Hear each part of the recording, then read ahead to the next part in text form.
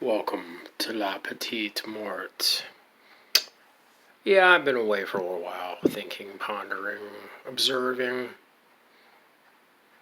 and I want to touch on some topics, some thoughts. Um, Culture. Culture is socially engineered. We have a problem as a culture believing in thoughts, ideals that are programmed into our conscious via media, via Hollywood, via the music industry, via religion, or these cults. I've been watching a lot of documentaries on these cults, and these people all have this glazed eye fervor, this extreme belief in these charlatans. And it's sad and amusing how these people blindly play into these charlatans and they get nothing in return. Except for maybe their bank account being drained or, ending up dead. Charles Manson, the People's Temple, and all these crazy Hollywood gurus from these radical vegans in Costa Rica. They're supposedly getting away from everything, and looks are deceiving. And I come from the world of the skeptic, the contrarian, the subcultural outlaw, refusing to play into the narrative of society, because society's inherently fucked. And being that, we have to observe. Look, I'd rather be a heretic than a prophet. I don't want it. I find it disgusting. Oh, save me, save me. Oh, yes.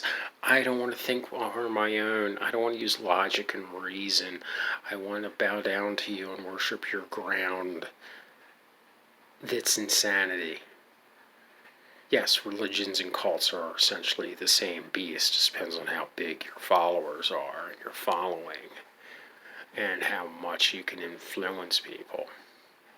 The question is, again, is it valid? Is it truly a valid spiritual path?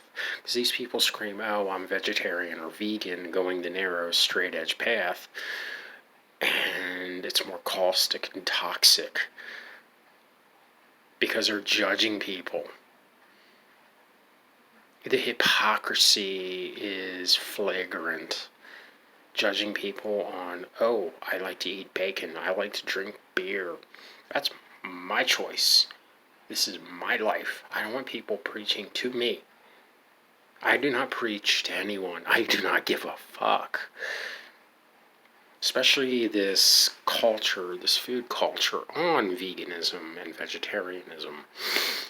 Admirable. Yes, sometimes I may eat vegan, but I'm inherently a carnivore. I love my steak. I love my red meat. I love my bacon. It's sustenance.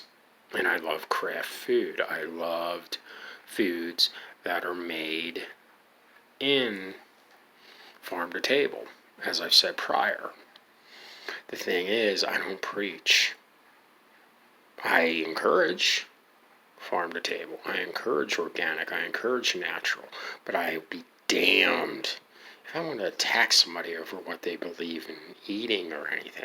And yes, when people are attacking and judging, saying, oh, you're a carnivore, poor little baby rabbit, deer, cow,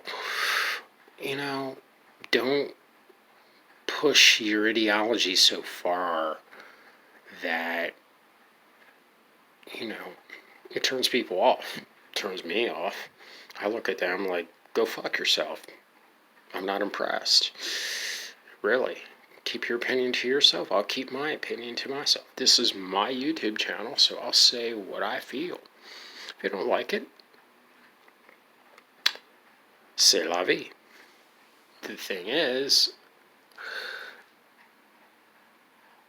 there's a rising tide of anti-intellectualism in our planet, nation, our educational system, where we don't question things, where we don't use scientific theory, we don't use reason. It's all emotion, it's all outrage. And this culture is very toxic. When we can't even have a conversation between people about politics or spirituality. I'm spiritual. I'm not religious. I scoff at it because I know the dangers of it. And in that notion, we need to get back to rationality, skepticism, questioning these religious gurus. What are their motives? They may be fine and dandy. They may be your friendly neighborhood guru. But again, what are their motives? What are they preaching? What is the ideology? Okay, veganism or vegetarianism. Are they bringing any beneficial good into this world? Is there substance behind the word, the message? Or is it just a pipe dream? Is it a sex cult? Is it a ego cult? Is it a cult to personality? Relevant questions, just like in food culture. If the food's good, substantial, has heart in it, I'm all for that. If the food is garbage and doesn't give depth and character and meaning, like some of the craft beers I enjoy, yeah, I'm not going to drink it. Or if there's some political ideology buried behind the creators of a beer or a food or ice cream, I'm either going to appreciate the product, but I'm not going to preach their political view, because I personally could care less. And we have to take that into consideration. Yes, consideration. Be considerate towards others. I know it's scary. And me, I am a skeptic. I trust very few people, because most people have hidden agendas. And we have to, again, use critical thinking. People make mistakes. People make bad decisions. Don't let society burn you. Don't let society destroy you.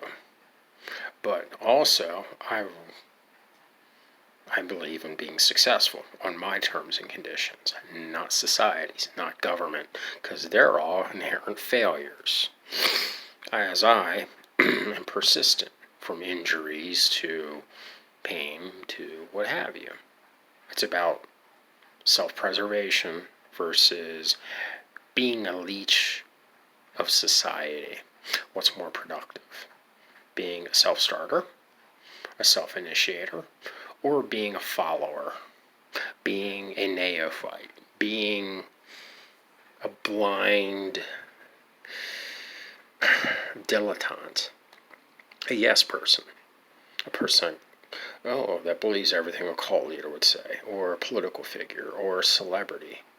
Because most of these celebrities are shallow, hollow people. There's no depth, there's no character, there's no substance. And you need to take that into consideration. And me being a writer, I write when the spark hits me. If somebody demands me write a poem, I want to look at them like they have like 3 eyes and bad breath, and be like, you got the wrong guy here. I do things on my terms. That's how creativity is. That's how creativity is drawn. Creativity is not pretty. It's not beautiful. It's ugly. It's grotesque. And yeah, people are like, oh, Dan, you have a beard. When it gets all gray, you look like a wizard. Blah, blah, blah.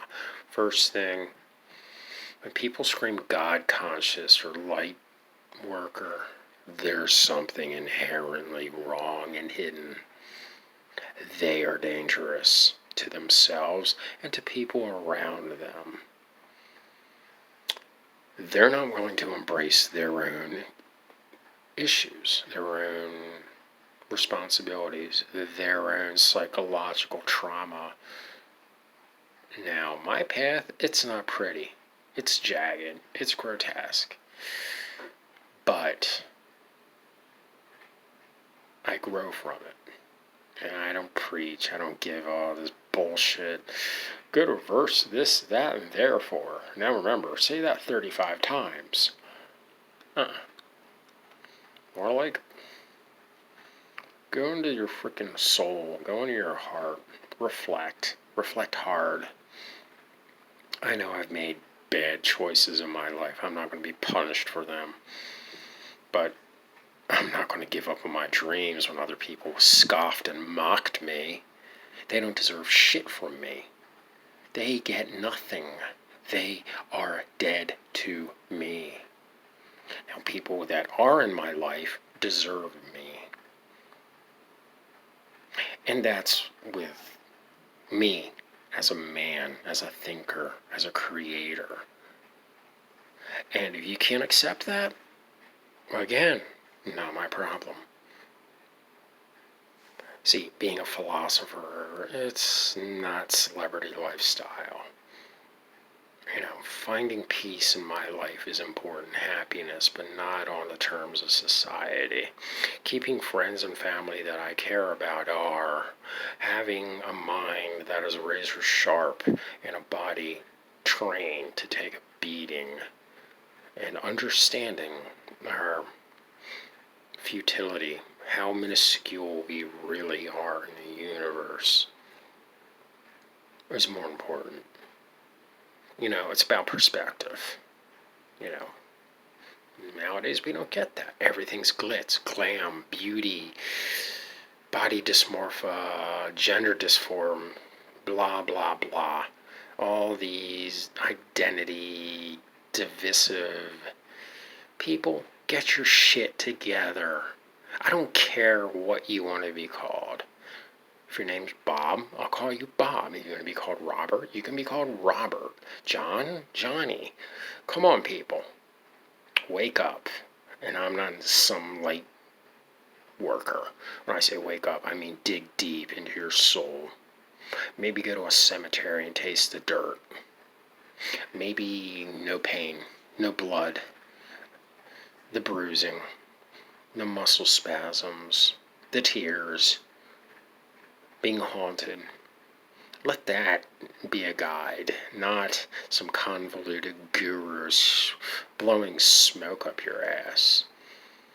Because, to be honest, you're going to be more unhappy, and they're going to be walking away with your bank account. I'd rather be eating some beautiful, tasty bacon, drinking a pint of wonderful beer, and enjoying life on my terms, not some cockamamie cult leader and their cult of personality. Yes, I brought multiple things involved because I'm becoming more subcultural. The underlayer. Because the underlayer has more importance. It's like digging the dirt.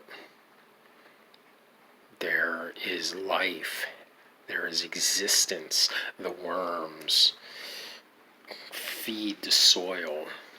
It's not the top layer, the green grass. And we need to go back to that underlayer. Rip the facade off. Get down to the bone, the nerve endings, the tendons, the muscles, the guts of what we are as a society, as a human race. Because right now, we're not looking great.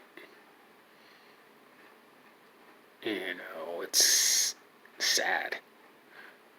But what do I know? I'm just a face in a crowd. This is La Petite Mort.